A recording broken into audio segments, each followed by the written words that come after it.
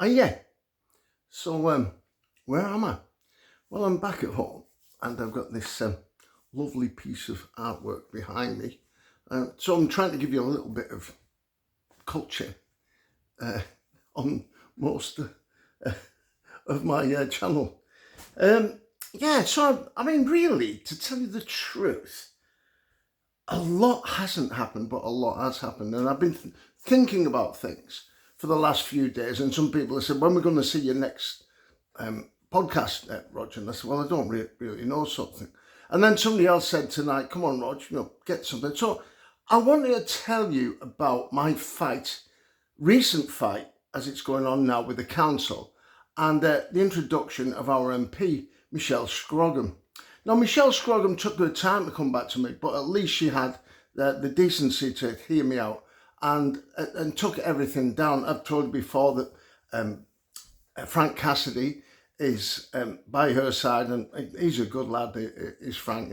We've had a couple of fallings out in the past, me and Frank, but I was actually there one day with Lord Walney at Wetherspoons, and there was me, Frank, and Lord Walney, and he actually stood up to defend himself against all these thugs, and I thought, oh, here we go. But anyway, he did all right, and me and Frank stood by him, so Frank actually drinks me under the table every time he sees me. He drinks Stella, and I can only have a couple of Stella.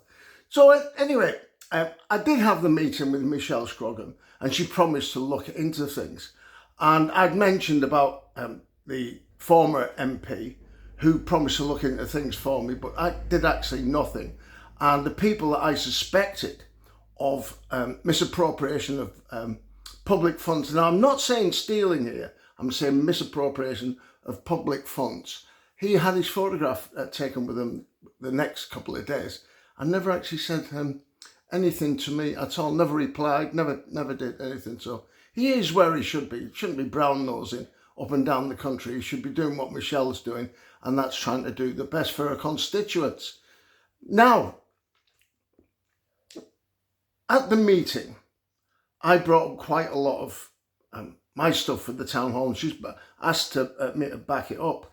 And it's been hard going, but I actually found most of it on something by the town hall where they'd spent your money trying to take me to court to have me sent to prison. And you wonder why your council tax is going up here. Not only the amount that it cost in the legal team that they were using, but also the amount of hours that were spent in the town hall, all trying to get me sent to prison. Anyway, they weren't successful. I've told you about this before, but I dare say they'll try once again. But I'm pretty confident with Michelle that I can go to her and say, come on, can you sort something out here? And she's a lovely woman. The original reason I wanted to see Michelle was because of the road that I planned across the bay. It's just like a dream of mine. I mean, if I can contribute in some way or form to the reduction of global warming, that'd be good enough for me.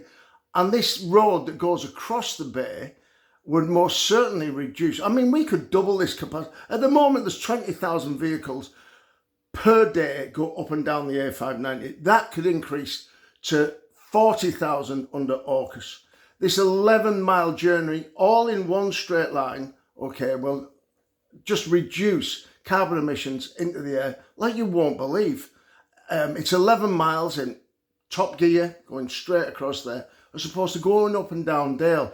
Just imagine the amount of fuel and pollution that the big trucks put into the atmosphere doing 11 miles as opposed to 29 miles right the way across. I think it's a bit of a winner, don't you?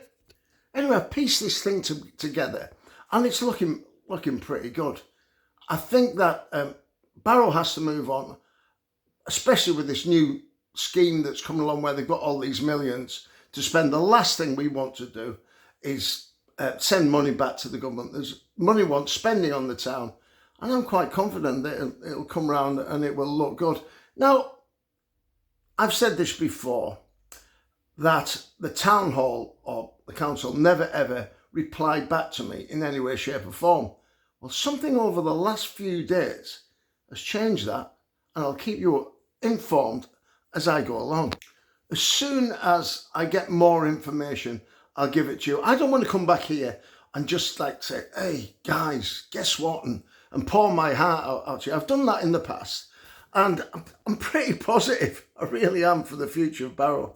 We need a bridge over to Walney. Everybody agrees that we need you don't need a bridge, just a road that goes across. Costs nothing to build and will take down the traffic problems that we've got going over Walney now, like you won't believe. You could make it so that you went over the bridge and off this other way, anything at all, but it would most certainly help.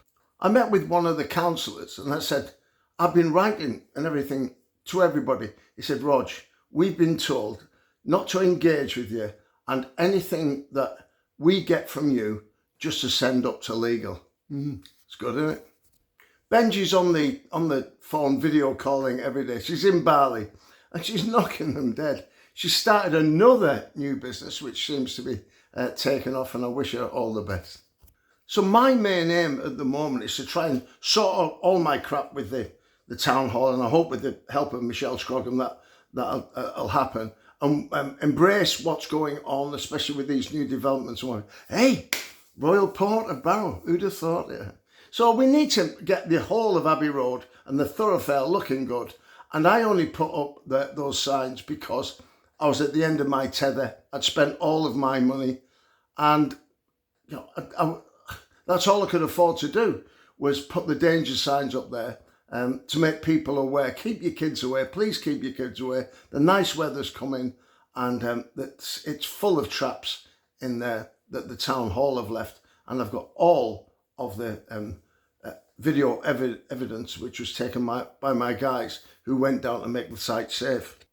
So apparently King Charles is going to be coming down to Barrow very shortly. Well, let's hope he doesn't come down Abbey Road and see the mess that the local council has left the House of Lords in. He won't be very impressed. What a comeback last week from 2-0 down. I'm going to tell you the absolute truth here.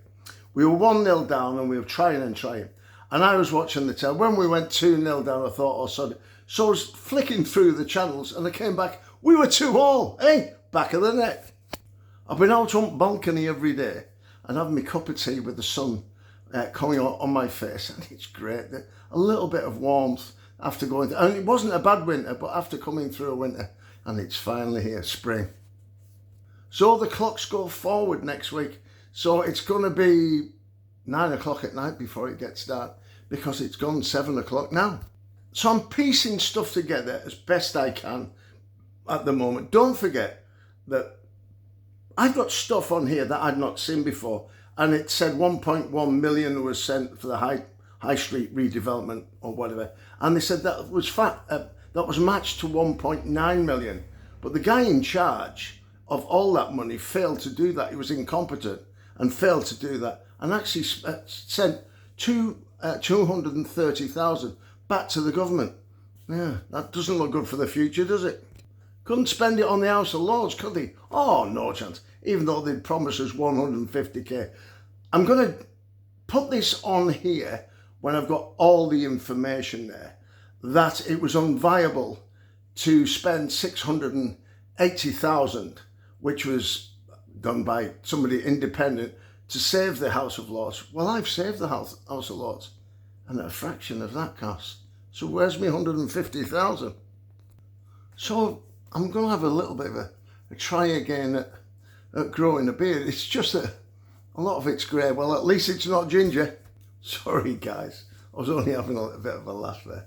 I don't mean that. You know, it's obviously aimed at some local people who have barred me out of their establishments. So I've got to go because Barrow Soccer are playing now, and I don't want to miss any of the game.